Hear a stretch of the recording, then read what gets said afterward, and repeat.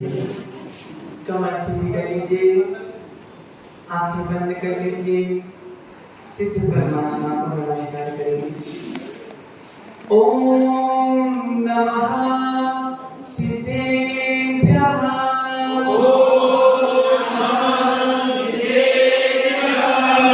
ओम नमः सिद्धेभ्यः। ओम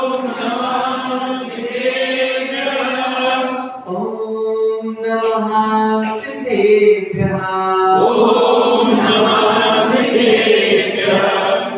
वंदितु सर्वसिद्धे द्रोणचर्मङ्गैपते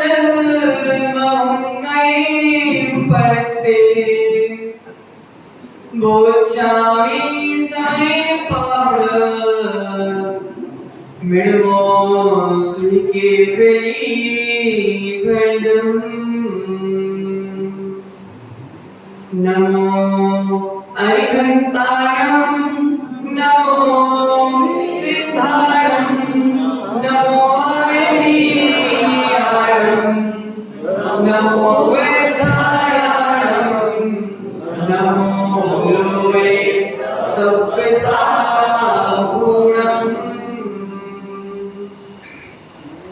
मेरे उर के सिंहासन पर गुरुवर आप पधारो।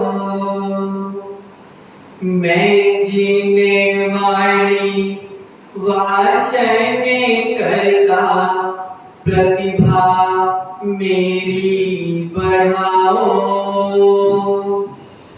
इस युग के गुरु पाले उतरने आप ही एक सहारा। जग में सच्चे लगते हैं ये मुनिवर, ये ऋषिवर, ये गुरुवर विभव सागर। जग में सच्चे लगते हैं ये मुनिवर, ये ऋषिवर मेरे भगवान विभव सागर। अनंत सिद्ध परमेश्वर भगवान की जब ये देवादिदेव 1000 श्यामनाथ भगवान की जब बोले देवादिदेव 1000 शीतलनाथ भगवान की जब बोले 120 तीर्थंकर भगवान की परम पूज्य गुरुनाम गुरुदेव गणाचार्य गुरुदेव गुरु विराट सागर जी महाराज की परम पूज्य चर्या श्रवणी आध्यात्म योगी आचार्य भगवत विशुद्ध सागर जी महाराज की जब बोलिए नहीं चकोटी सास कवि सोनाचार मम गुरुदेव आचार्य भगवत विभो सागर जी महाराज की अहिंसामय विश्व जैन धर्म की श्री सागर महाराज की सागर महाराज की जयकारा बोलेगा। प्रियात्मन वैराग्य को जन्म देने वाली वैराग्य भावना 12 भावनाओं की चर्चा चल रही है। अब 12 भावनाएं वैराग्य को जन्म देती तो है और हम जन्म दिलाने का प्रयास भी कर रहे हैं, लेकिन किस किस को वैराग्य होता है वह प्रत्येक की भवितव्यता के ऊपर निर्भर। प्रियमन संसार की असारता, शरीर भोगों की नश्वरता, अनेक उदाहरण अनेक आचार्य भगवंतों के द्वारा कही गई वाणी को समझने का प्रयास कर रहे हैं। ये वीतराग वाणी, ये सर्वज्ञ वाणी, मां जनवाणी सदा जयवंत। आचार्य भगवंत संसारिक भोग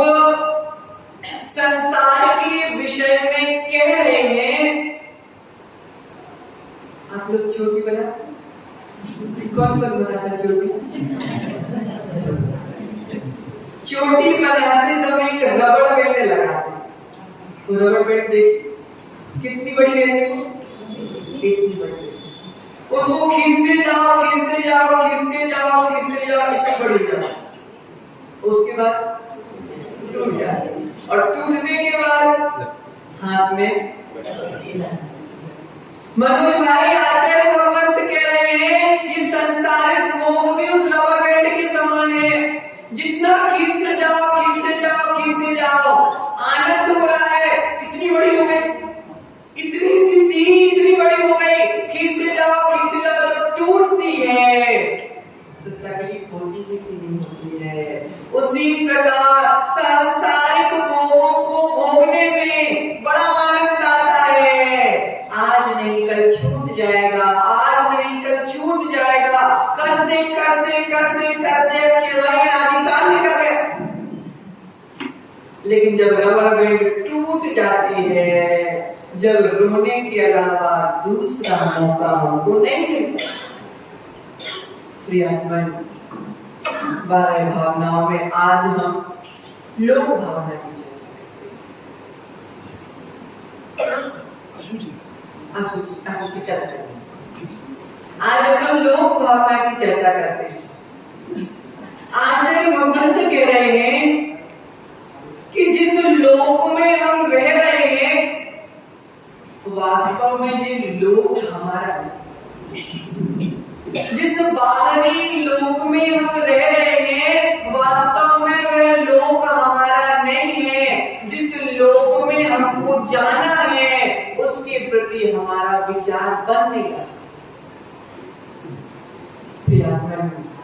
माता रोटी बना के पक्का, मान लीजिए आपने तुरंत नवी साड़ी पहनी, नई साड़ी पहनी, और नई साड़ी पहनने के बाद रोटी बना ली। कितने सावधान होकर रोटी बनाते हो? बोलो ना, कितने सावधान होकर रोटी बनाते हो? क्या साड़ी गंदी ना हो। आपके यहाँ पे तो कॉलोनी की कॉलोनी शादी होती है, बच्ची की सगाई हो जाती है।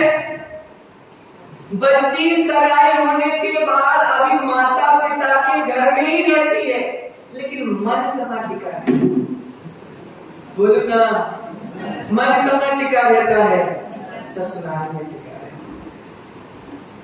प्रियतमन पुरुष वर्ग, हम नोट गिनते हैं जब बैठकर, तो कोई भी आ जाए चला जाए, लेकिन हमारा ध्यान तो कहाँ लगा रहता है? वशिष्ठ भाई, नोट गिनने में लगा है। आपके यहाँ तो संयमी है सब, लेकिन जो नई नई बहू रहती है वो ऑटो में लिपस्टिक लगाती है, और शादी पार्टी में जब जीवन के लिए जाती है तो ध्यान कहाँ लगा है? बोलो ना माता, कहाँ लगा रहता है कि वो कुछ ना जाए। आचार्य कह रहे हैं कि जब साड़ी बनाकर पहनकर हम भोजन बनाते हैं, तो रोटी के साथ साड़ी पर ध्यान टिका रहता है। जब हम नोट गिनते हैं तो अगल बगल क्या हो रहा है वो नहीं पता, ध्यान हमारा नोटों पर टिका होता है। सगाई होने के बाद बच्ची माँ बाप के पास रहती है, लेकिन दिमाग ससुराल में टिका होता है। प्रियतमन, जब हम सांसारिक काम करते हैं तो हमारा ध्यान आत्मा पर क्यों नहीं टिकता? जब रोटी बनाते समय साड़ी का ध्यान है, तो संसार के भोगों को भोगते समय आत्मा का ध्यान क्यों नहीं होता? अनादिकाल के संसार, अनादिकाल के संस्कार बैठे हुए हैं। जिस विषय को मोक्ष में पहले पढ़ चुके हैं, उसको पुनः पढ़ने में आसान लगता है। जिस विषय को हम पहले पढ़ चुके हैं, उस विषय को पुनः पढ़ने में आसान लगता है। उसी प्रकार बार संसार के सारे भोगों को हम अनंत बार भोग चुके हैं, इसलिए बार बार भोगने में हमको आनंद आ रहा है, समझ में आ रहा है प्रियात्मा। लेकिन आत्मा की बात दुर्लभता से समझ। क्या बोल रहे समय शुद्ध परिचिदान हो गया सव्यस्य काम भोग मंद कथा ए अत्तसुलभो नवनीह विदत्तस्य। संसार में शरीर भोग बंद की कथाएं अनादिकाल से सुनते आ रहे हैं, अभी भी सुन रहे हैं, लेकिन आत्मा की चर्चा दुर्लभता से प्राप्त होती। प्रिय निश्चय से तो मात्र मेरी आत्मा ही लोक मेरा लोक है। बाहरी लोक में हम कितना भी भटक ले, लेकिन जब तक हमारा मन आत्मलोक के प्रति केंद्रित नहीं होगा, जब तक हमारी आत्मा पावरता को प्राप्त नहीं कर सकती। बाहर लोक में निवास करते हुए भी आत्मलोक का ध्यान होना अनिवार्य है। अगर निर्वाण की सिद्धि करना है, अगर मोक्ष रूपी अनंत सुख को प्राप्त करना है, तो मात्र हमको अपनी आत्मा में विचरण करने की आवश्यकता है। लोक भावना यही तो बता रही है, खूब घूम लो दुनिया में। कोई नैनीताल में सुख ढूंढता है, कोई हिमालय में सुख ढूंढता है, लेकिन आचार्य भगवंत कह रहे हैं न नैनीताल में सुख है, न होटल में सुख है, न शरीर के भोगों में सुख है। जब भी सुख की प्राप्ति होगी, आत्मा से ही सुख की प्राप्ति होगी। शुद्ध स्वरूप की प्राप्ति करना है, शुद्ध स्वरूप की प्राप्ति करना है, कर्मों की गंदगी को जीवन से निकालना है, आत्मा से निकालना है, तो कहीं जाने की आवश्यकता नहीं है, किसी तांत्रिक के पास जाने की आवश्यकता नहीं। कशिश भाई, आत्मा से कर्मों की गंदगी निकालना है तो किसी तांत्रिक बाबा के पास जाने की आवश्यकता। कहां जाओगे? किसी के पास तो जाना पड़ेगा। बोलो ना, किसके पास जाओगे? माताओं, माताएं देखो विद्वान हो गई। प्रियात्मन जिनवाड़ी में आचार्य भगवंत कह रहे हैं, आचार्य भगवंत कह रहे हैं कि कर्मों की गंदगी आत्मा से अगर निकालना है तो किसी तांत्रिक बाबा के पास जाने की आवश्यकता नहीं है। आत्मा से कर्मों की गंदगी निकालना है तो मात्र अपने आप को अपने पास आने की आवश्यकता। किसके पास आना है? अपने पास आना है। प्रियात्मन, जब हम अपने पास आ जाएंगे, फिर अनुभव करना आनंद इतना आएगा कि दुनिया का सारा आनंद फीका पड़ जाएगा। मुन्नान करें, क्या कहते भगवान से? हे भगवान, मैंने आपके दर्शन किए तो मुझे ऐसा अनुभव हो रहा है जिस प्रकार चुल्लू में पानी भरा है, एक एक बूंद टपक टपक के अंजलि खाली हो जाती है। अंजलि में पानी भरा हुआ है। हे भगवान, आपके दर्शन कर ऐसा अनुभव हो रहा है कि चुल्लू से एक एक बूंद पानी टपक कर चुल्लू खाली हो जाता है। हे भगवान, मुझे ऐसा लग रहा है कि मेरे कर्म भी टपक टपक कर मेरी आत्मा से मेरे कर्म खाली हो रहे। प्रियात्मा, अनादिकाल से कर्मों को ढोकर यह जीव संसार के चक्कर लगा। कभी स्त्री अपने परिणामों के कारण पुरुष बन जाती है, कभी पुरुष अपने परिणामों के कारण नपुंसक बन जाता है। प्रियात्मन, नाना पर्यायों में नाटक करते करते अनादिकाल बीते। तत्व ज्ञानी वही होता है, तत्व ज्ञानी वही होता है जो सत्य को स्वीकार करता है। सत्य को स्वीकार करने वाला एक सूत्र दिया गया है। सत्य परेशान हो सकता है लेकिन पराजित नहीं हो सकता। क्या सूत्र माता? सत्य परेशान हो सकता है लेकिन पराजित नहीं हो सकता। प्रियात्मन, संकट उनके सामने ही आते हैं जो संकटों को हराने के लिए सक्षम होते हैं। मुन्ना भाई,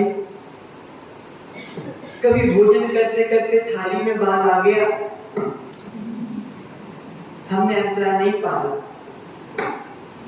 जो बाल तुम्हारी थाली में आया और जो बाल मुनि की अंजलि में आया, बाल एक ही था कि नहीं था?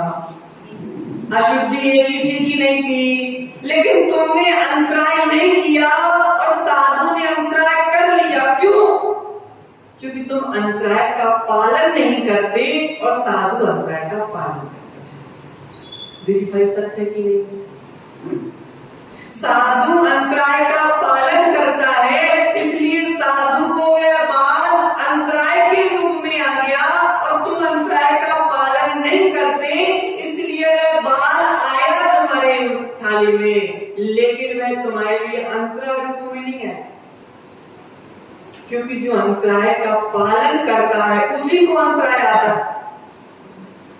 अंतराय का पालन करने वाले को ही अंतराय आता है। मोक्ष मार्ग पर मेहनत करने वालों की ही टांग खींची जाती है। आचार्य भगवंत कहते हैं, जब हम बुरे कार्य करते हैं, जब हम पाप के काम करते हैं, जब हम संसार बढ़ाने वाला काम करते हैं जिससे हमारा अनंत संसार बढ़ता जाए, दुनिया वाले रोकने नहीं आते, कोई रोकने नहीं आता। प्रश्न भाई, जब तुम्हारी शादी हो रही थी, किसी ने तुमसे बोला था कि बेटा शादी नहीं करो, गलत काम? किसी ने बोला था? बोलो ना, किसी ने नहीं बोला। बहुत बढ़िया, बधाई हो, ये बोला था। क्या बोला? बहुत बढ़िया, बधाई हो, शादी का कार्ड पहुंचा देना। अब आज तुम बोलो कि मुझे दीक्षा लेना है, 100 आदमी टांग खींचने हैं, 100 आदमी टांग खींचने आएंगे। क्यों? यही तो संसार है। हम डूबे हैं साजन, तुमको भी डुबा कर रहेंगे। लेकिन जिनवाणी कहती है कि कितने भी लोग तुमको खींचने आ जाए, कितने भी लोग तुमको भटकाने आ जाए, अगर तुम्हारा मन मजबूत है तो दुनिया तुम्हारे चरणों में झुक जाएगी, और अगर तुम कमजोर पड़ गए तो तुम भी दुनिया वालों के चरणों में झुक जाओ। प्रियात्माओं, जिसे स्वयं के लोक में विराजना है, जिसे स्वयं के लोक में विराजने की भावना है, वह दुनिया की बातों में नहीं आते। तनिष भाई, दुनिया की बातों में आओगे, दुनिया की बातों में आओगे तो दुनिया में घूमते रह जाओगे। माता, दुनिया की बातों में आओगे, दुनिया में घूमते रह जाओगे, जिनवाणी की बातों में आओगे, दुनिया से पार हो जाओगे। बोलो तनिष भाई, किसकी बातों में आना है? जिनवाणी की बातों में आना है। तो जिनवाणी में लिखा है क्या कि सफेद कुर्ते पजामे पहनने से मोक्ष होता है? क्या लिखा है? निर्गंत दशा से मोक्ष होता है। धन्य है तेरी भावना, धन्य है तेरे विचार। यही प्रार्थना करते हैं कि जैसे तेरे विचार हैं वैसे ही तेरा आचरण बन जाए, एक जीव का कल्याण।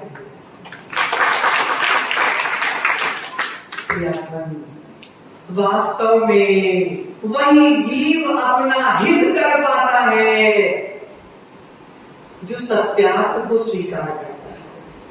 जो सत्य को स्वीकार करता है वही जीव अपना कल्याण कर पाता है। जो संसार की झूठी मूठी राग छल प्रपंच की बातों में फंस जाता है, वह मुक्ति से कोसों दूर है। मुक्ति से कोसों दूर है। प्रियतम, जीव अपने अशुभ भावों के द्वारा नरक तिर्यंच गति के दुखों को भोगता है। जीव अपने शुभ भावों के द्वारा स्वर्ग आदि मनुष्य आदि सुखों को भोगता है और मनुष्य जीव अपने शुद्ध भावों के द्वारा पंचम गति को प्राप्त करता है। चाहे तुम नरक गति में चले जाओ दुखी दुख, चाहे तुम तिर्यंच गति में चली जाओ दुखी दुख, चाहे तुम मनुष्य गति में चले जाओ, मौका तो यहाँ मिल जाता है। लेकिन भावों की परिणति जिसकी बदल गई उसके लिए मनुष्य जीवन प्राप्त करना सार्थक है। नहीं तो क्या है, जन्म हो गया, बड़े हो गए, कॉलेज हो गया, स्कूल हो गया, शादी हो गई, बच्चे हो गए, दुकानदारी अच्छी चलने लगी, पैसे खूब जुड़ गए,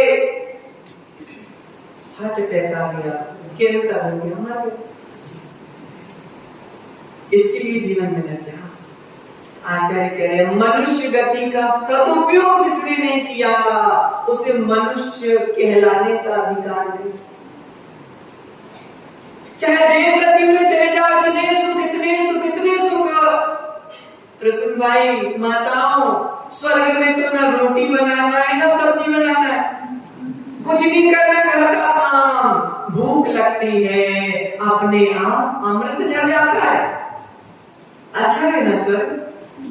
बोलो अच्छा है ना स्वर्ग? कितना देखो हाँ बोल रहे। माता कितना भी सुख मिल जाए, कितना भी सुख मिल जाए, स्वर्गों का सुख एक कोने पर रख दो।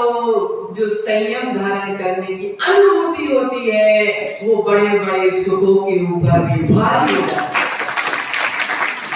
नहीं है स्वर्गों में संयम, और जहाँ संयम नहीं है उनका सुख भी नहीं। स्वर्ग में सुख कहाँ? भोग बहुत है, भोग बहुत है, लेकिन भोगों से भगवान नहीं बना जाता। भोगों से भगवान नहीं बना जाता, भगवान की भक्ति से भगवान बना जाता। प्रियजन, बाहरी लोक के चक्कर लगाते लगाते बहुत साल बीत गए, बहुत साल बीत गया। आत्मलोक में विराजने का प्रयास करना पड़ेगा। आत्मलोक में विराजने का प्रयास करना पड़ेगा। बिना पुरुषार्थ के और बिना भाग्य के कार्य की सिद्धि नहीं होती।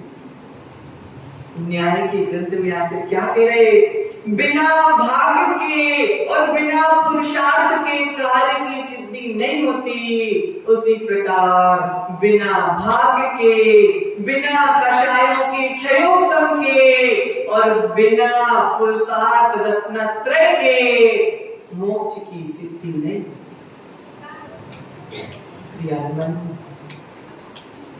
आचार्य कह रहे हैं, आचार्य कह रहे हैं हार्दिक भाई, उठना है तो गिरने से डरना नहीं। क्या? उठना है तो गिरने से डरना नहीं, और जीवन में भगवान बनना है तो विपत्तियों से डरना। अगर विपत्तियों से डर जाओगे, विपत्ति तो डराने आती है, विपत्ति डराने आती है। परीक्षा है विपत्ति का काल। अगर परीक्षा में फेल हो गए रमेश भाई, विपत्ति बहुत आएंगी, बहुत विपत्ति आएंगी, लेकिन विपत्ति को उसका कार्य करने दो और आत्मा को उसका काम करने दो। क्योंकि जहां विपत्तियों में व्यक्ति टूट जाता है, अटक जाता है, वहीं से व्यक्ति की असफलता प्रारंभ हो जाती है। क्या कह रहे? जहां व्यक्ति अटक जाता है वहां से व्यक्ति का पतन प्रारंभ हो जाता है।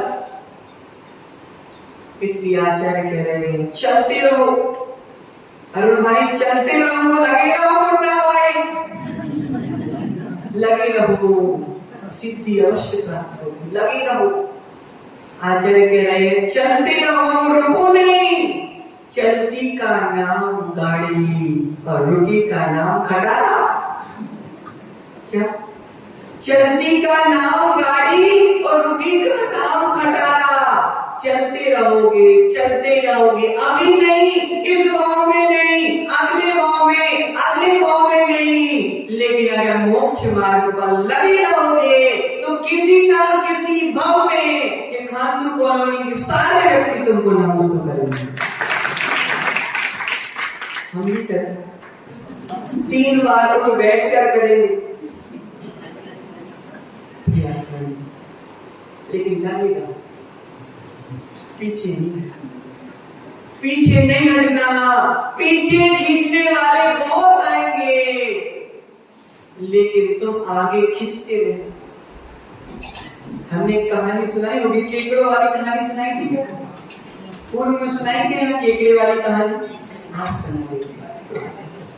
एक बार भारत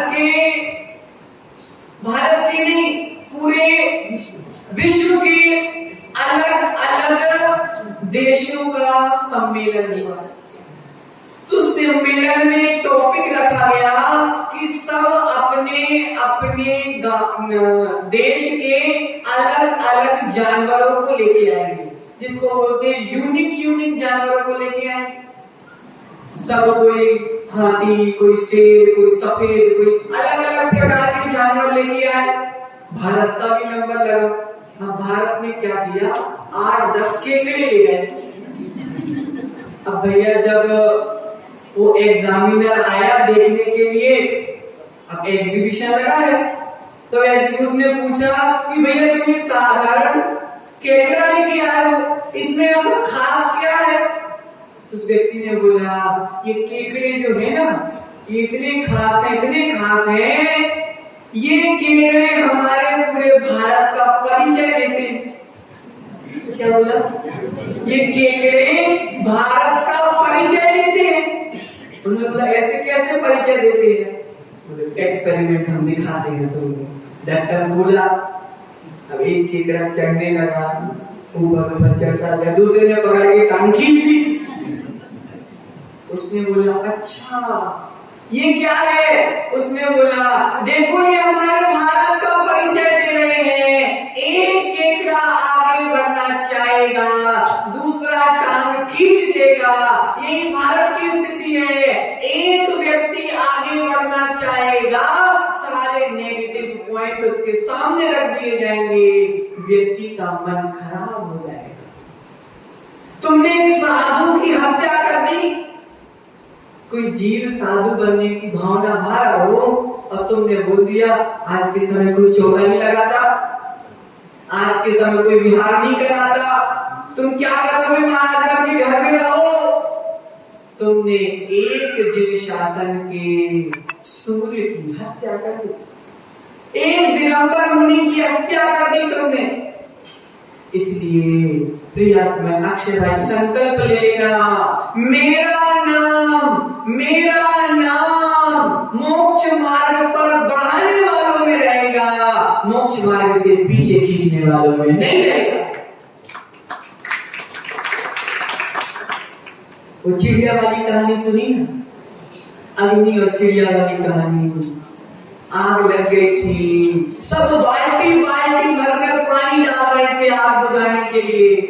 शेर साहब सब आग बुझाने के लिए बाल्टी भर पानी डाल रहे थे। वहीं पे एक छोटी सी चिड़िया थी, वह चिड़िया चोंच में पानी भरकर डाल रही। तो एक व्यक्ति ने बोला क्यों रे चिड़िया, तेरे चोंच भर पानी डालने से क्या आग बुझ जाएगी? चिड़िया ने बोला मुझको पता है कि मेरी चोंच भर पानी डालने से आग बुझने वाली नहीं है, लेकिन जब इतिहास लिखा जाएगा तो मेरा नाम आग जलाने वाले में नहीं, आग बुझाने वाले में है। प्रियतम, लोक में ना भटकना है तो आत्मा के पास पहुंच जाओ। लोक में ना भटकना हो तो आत्मा के पास पहुंच जाओ। सौभाग्यवती स्त्री बिना आभूषण की शोभा को प्राप्त नहीं होती। माता, शरीर को तो खूब सजा लिया, शरीर को खूब सजा लिया, लेकिन आत्मा को तो सजाया नहीं। आत्मा को तो सजाया नहीं। आचार्य कह रहे खूब सजाओ, खूब सजाओ, लेकिन शरीर को नहीं, आत्मा को सजाओ। आत्मा के लिए सोने चांदी के आभूषण की आवश्यकता नहीं है, आत्मा के लिए तो संयम के आभूषणों की आवश्यकता है। जिस प्रकार सौभाग्यवती महिला बिना आभूषण के शोभा को प्राप्त नहीं होती, उसी प्रकार हमारी आत्मा बिना त्याग और संयम के शोभा को प्राप्त नहीं होती। प्रियतमा, क्योंकि जो पुरुषार्थ करता है वे धीरे धीरे महान होकर मुक्ति को प्राप्त कर लेगा, लेकिन पुरुषार्थ तो करना पड़ेगा। मोक्ष जाना है, मोक्ष जाना है, मोक्ष जाना है, कर्मों का नाश करना है, अनंत सुख की प्राप्ति करना है। मोक्ष जाना, बोलते बोलते मोक्ष हो जाएगा। प्रियतमा, एक नहीं 1000 बार माला फेर लेना कि मुझे मोक्ष जाना है, मुझे मोक्ष जाना है, कोई मतलब नहीं। मोक्ष जाने के लिए माला फेरने की आवश्यकता नहीं है। मोक्ष जाने के लिए भीतर की कषायों को शांत करने की आवश्यकता है। आचार्य भगवंत कह रहे हैं, जो समय बीत गया वह लौट कर आने वाला नहीं। जो समय बीत गया वह लौट कर आने वाला नहीं है। मोक्ष का कितनी तारीख है बेटा? आज डेट क्या है? 5 जुलाई 2025। 5 जुलाई तो बार-बार आएगी, लेकिन 2025 की 5 जुलाई कराने वाली नहीं है। समय बीत जाए तो लौट कर आने वाला नहीं है। अरुण भाई, झरना का पानी ऊपर से नीचे गिर जाए फिर नीचे से ऊपर जाने वाला नहीं है। उसी प्रकार एक बार समय बीत गया तो वह वापस आने वाला नहीं। आचार्य कह रहे हैं, 1000 साल का असंयममय जीवन कोई कीमत नहीं रखता, लेकिन 1000 साल में भी अगर एक पल का भी संयम आ गया तो वो 1000 साल के ऊपर भारी पड़ जाता।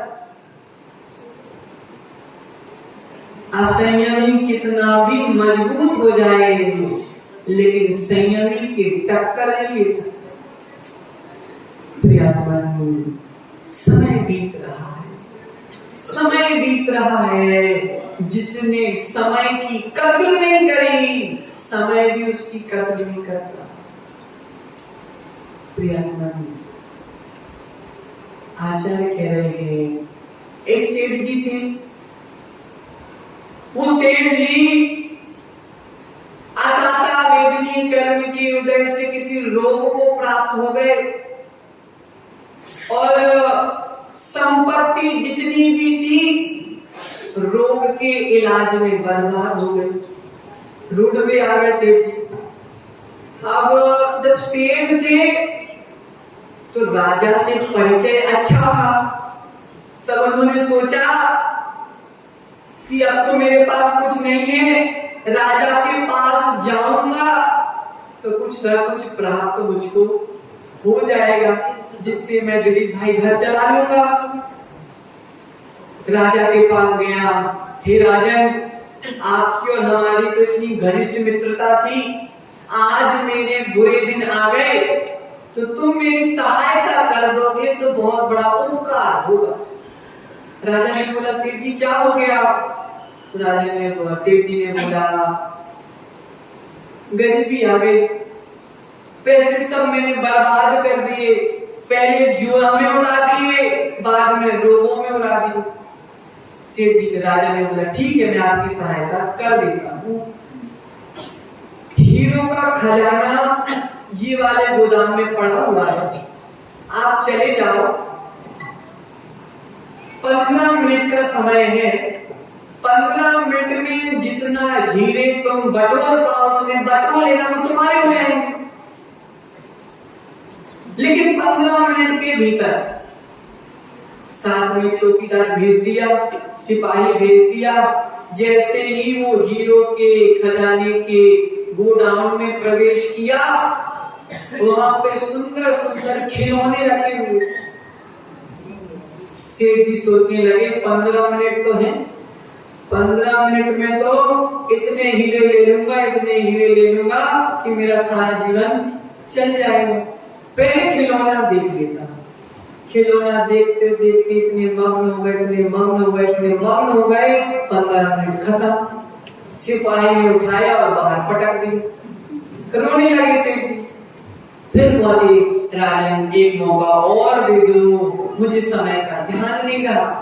तो राजा ने बोला, चलो ठीक है, दूसरा मौका तुम्हें, अब तुम जाओ ये सोने के खजाने में जाओ, तो 15 मिनट में जितने सोने इकट्ठा कर सकते उतना कर लेना। अब वहां पे पहुंचे तो सेठ जी के या राजन के या बड़े बड़े घोड़े बंधे हुए थे। उन्होंने बोला, 15 मिनट है, पिछली बार तो भूल गया था, इस बार ध्यान रखूंगा। घोड़ों को खिलाने लगा, खिलाते खिलाते 15 मिनट निकल गए। फिर सिपाही ने उठाया और बाहर फिर रोते रोते पहुंचे कि राजन फिर से गलती हो गई, तीसरा बार अंतिम मौका मुझे दे दो। अब राजा ने बोला कि जाओ, ये चांदी का कारखाना है, अब चांदी के उसमें जाओ और 15 मिनट में जितने इकट्ठे कर पाओ उतने इकट्ठे कर लें। अब जो नियमावली थी तो वो तो एक थी। अब वहां पर राजन के पास एक से एक अंतरराष्ट्रीय अलग अलग देशों की पक्षियां थी। अब सेठ जी पक्षियों को दाने खिलाने में लग गए, 15 मिनट निकल गए। सिपाहियों ने उठा के बाहर पटक दी। अब राजन के पास किस मुंह से पहुंचे, फिर भी गया, आपत्ति का मारा क्या नहीं करता, गरीब क्या नहीं करता, पेट के लिए तो कुछ न कुछ करना था। अगर नहीं करूंगा तो यहाँ पर दुनिया वाले गाली देंगे, घर में डबल गाली पड़ेगी। क्योंकि घर में क्या है, घर में घर के मुखिया रहता। अब चौथी बार जैसे तैसे गया, राजन अब तो सहायता अंतिम बार कर दो, अब मैं कुछ नहीं करने वाला। तो राजन ने जाओ, तांबे का खजाना पड़ा हुआ है, तू आज 15 मिनट में जितना तांबा इकट्ठा कर पा उतना कर ले।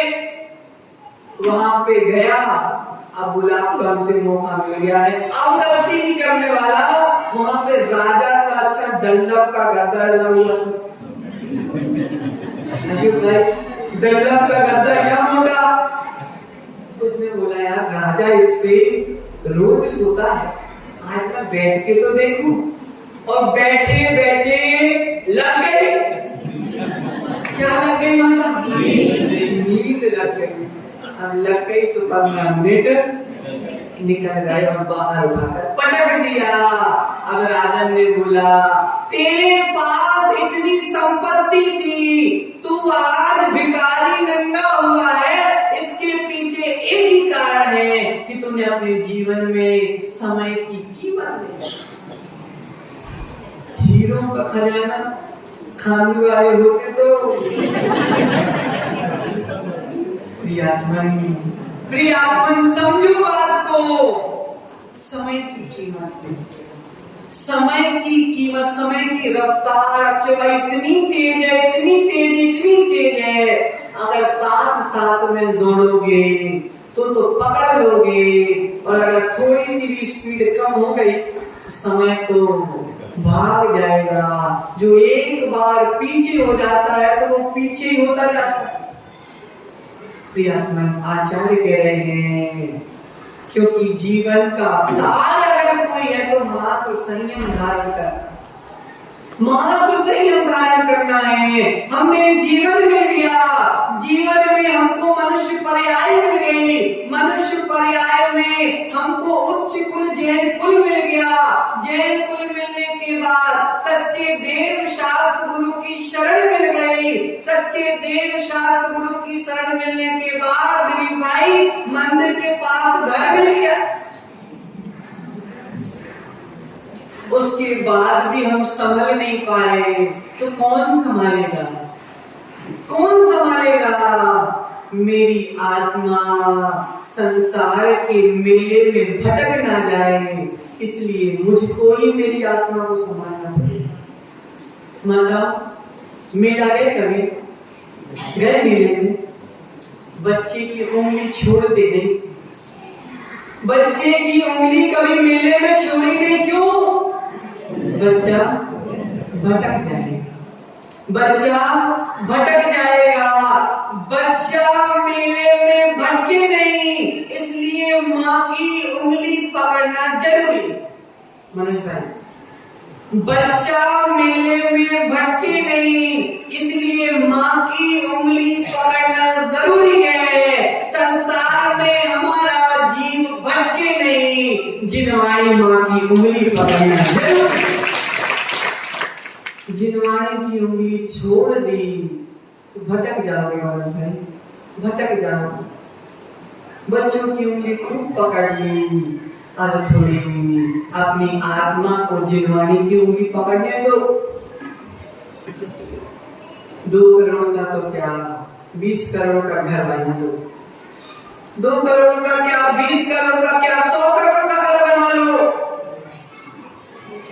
लेकिन घर बनाने से आत्मा का कल्याण नहीं होगा जब तक तुम स्वयं अपने निज घर में नहीं आओ।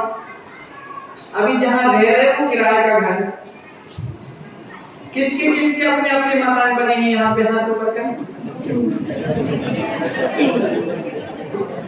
ऊपर करो ना, किसके अपने अपने मकान बने? अरे यार हाथ ऊपर तो करो। अरे भाई तेरे सबके मकान अपने अपने बने हैं, लेकिन जिनवाणी कह रही है अभी तक यहाँ से किसी का भी मकान अपना नहीं बना है। इस सीमेंट का मकान, ईंटों का मकान तो किराए का मकान है। मेरी आत्मा ही मेरा सच्चा मकान है, जिसमें रहने के लिए संयम धारण करना पड़ेगा। क्या कह रही लोक भावना?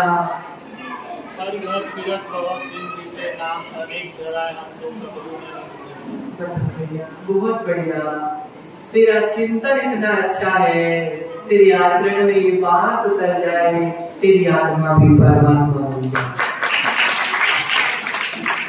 प्रियात्मन, निज घर निज लोक, मेरा घर मेरी आत्मा में है, उसी में रहने में आनंद है। पर घर में भटकेगा, पर घर में भटकेगा, क्या कर पाएगा जीवन? निज घर में जाके तो देख, अरुण भाई निज घर में जाके तो देख, इतना आनंद मिलेगा, इतना आनंद मिलेगा कि संसार का सारा आनंद तू थूक देगा, तू बमन कर देगा। क्योंकि जब निज घर का आनंद आता है, अपने घर में आनंद आता है, दूसरों के घर में कितने भी रह लो, किराए का घर अपना कभी हो नहीं सकता। तो 2 प्रकार के जीव होते हैं। एक जीव दुखी है कि मेरे पास खाने को नहीं है, और एक जीव दुखी है कि मेरे पास खाने के लिए इतने पैसे हैं, लेकिन बनाए कौन? माता, एक व्यक्ति के पास खाने के लिए पैसे ही नहीं, बेचारा रो रहा, और एक जीव जिसके पास अपरंपार संपत्ति है लेकिन आलस है, कौन बनाए? हाथ कैसे बोलते हैं बुंदेलखंडी आप लोग समझते? हाथ पांव का कहना मतलब प्रमादी। प्रियात्मन, एक धन संपत्ति के अभाव में दुखी है और एक अपने प्रमाद के कारण दुखी है। जिसके पास धन संपत्ति नहीं है वहां तो दूसरा ऑप्शन ही नहीं। उसी प्रकार ये संसारी जीव, एक तो मिथ्या दृष्टि दुखी है क्योंकि जिनवाणी नहीं है। प्रशिष भाई, एक मिथ्या दृष्टि दुखी है क्योंकि जिनवाणी नहीं है, और दूसरे हम दुखी हैं कि हमारे पास जिनवाणी तो है लेकिन कौन पढ़े, कौन खोले, कौन देखे। प्रियात्मन, आचार्य कह रहे हैं जिसने इतनी सुख सुविधा अर्थात मनुष्य कुल, जैन कुल, धर्म, जेव, शास्त्र, गुरु को प्राप्त करने के बाद भी आत्मा के कल्याण करने की भावना नहीं हो रही है, हमसे बड़ा कोई अभागा हो नहीं सकता। जिसके पास संयम नहीं है वे सब अभागे। मैं नहीं बोल रहा, बुरा नहीं मानना, मैं नहीं बोल रहा, जिनवाणी बोल रही। जिसके पास संयम नहीं है वे सब अभागवान हैं, और जिसके पास संयम है दुनिया में उससे बड़ा कोई भाग्यवान नहीं। सब कुछ हमारे हाथों में है। जीवन बनाना है तो भी हमारे हाथों में है, जीवन बिगाड़ना है तो भी हमारे हाथों में। प्रियात्मन, भरत अंकल, गाड़ी में पेट्रोल है, गाड़ी को चाहे आगे लेके जाओ चाहे गाड़ी को पीछे लेके जाओ पेट्रोल बराबर खर्च होगा। मतलब गाड़ी में पेट्रोल है, गाड़ी को आगे लेके जाओ तो भी पेट्रोल खर्च होना है, पीछे लेके जाओ तो भी पेट्रोल खर्च होना है। आचार्य कह रहे हैं पेट्रोल हमारे भीतर, पेट्रोल हमारे भीतर है, भोगों में लगाना है तो भी शक्ति हमारे पास है, और भगवान के चरणों में लगाना है तो भी शक्ति हमारे पास है। शक्ति तो वहां भी खर्च होगी और शक्ति तो यहाँ भी खर्च होगी। पेट्रोल आगे ले जाने में भी खर्च होगा और पीछे ले जाने में भी खर्च होगा, लेकिन पीछे लेके जाओगे तो भी पेट्रोल की बर्बादी, आगे लेके जाओगे तो लक्ष्य तक पहुंच जाओगे। आत्मा में शक्ति है, अब तुमको असंयम में शक्ति लगाना है कि संयम में शक्ति लगाना है।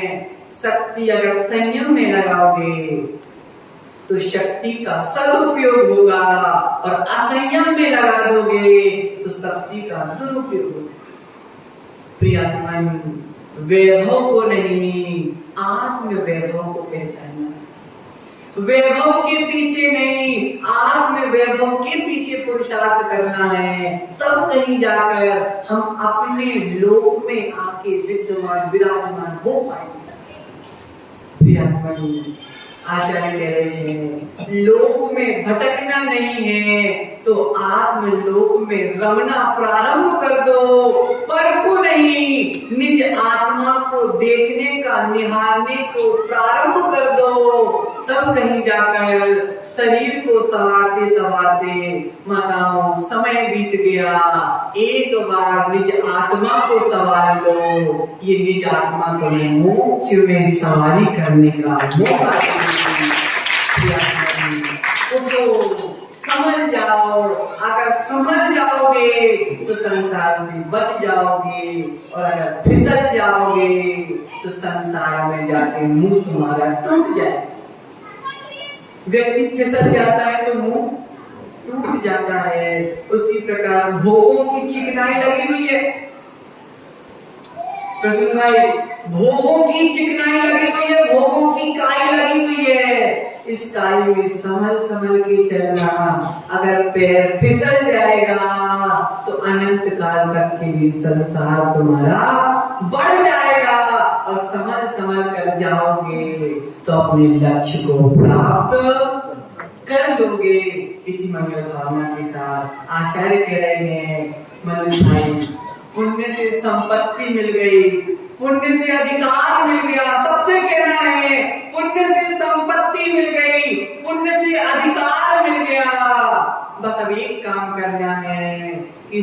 सोने का उपयोग धर्म की रक्षा करने के लिए करना। किसके लिए करना? धर्म की रक्षा करने के लिए करना है। किसी व्यक्ति से तुम्हारी कितनी भी दुश्मनी हो, दुश्मनी अपनी जगह, इस युग में, इस समाज में, कहीं भी जो व्यक्ति अक्षय भाई नमोकार बोलता है, उसकी रक्षा तुमको करना। माता, जो व्यक्ति नमोकार बोलता है, उसकी रक्षा तुमको करना। देखो, एक पिता के दो पुत्र आपस में कौन सा संबंध है? भाई भाई का संबंध है। हार्दिक भाई, एक पिता के दो पुत्र, बीच में क्या संबंध है? भाई भाई का संबंध है। जिसके पिता, बगल वाले के पिता भी अरिहंत हैं, तुम्हारे पिता भी अरिहंत हैं, कौन सा संबंध है तुम्हारे बीच में? भाई भाई का संबंध है। इसलिए संसार में जो जीव नमोकार का वाचन करता है, जो जीव देव शास्त्र गुरु का भक्त है, वे सब हमारे भाई हैं और भाई की रक्षा करना हमारा परम कर्तव्य बनता है। इसलिए प्रियात्मन, समय अपना हो चुका है। लोक में बाहर रोग से बचकर निज लोक में विराजमान होने का पुरुषार्थ करना है। हमारी आत्मा भी अनंत सुख में स्थापित होकर अनंत काल तक अनंत सुख का भोग करेगी। इसी मंगल भावना के साथ परम पूज्य आचार्य भगवंत विभो सागर जी महाराज की जय हो। आज का पहला प्रश्न,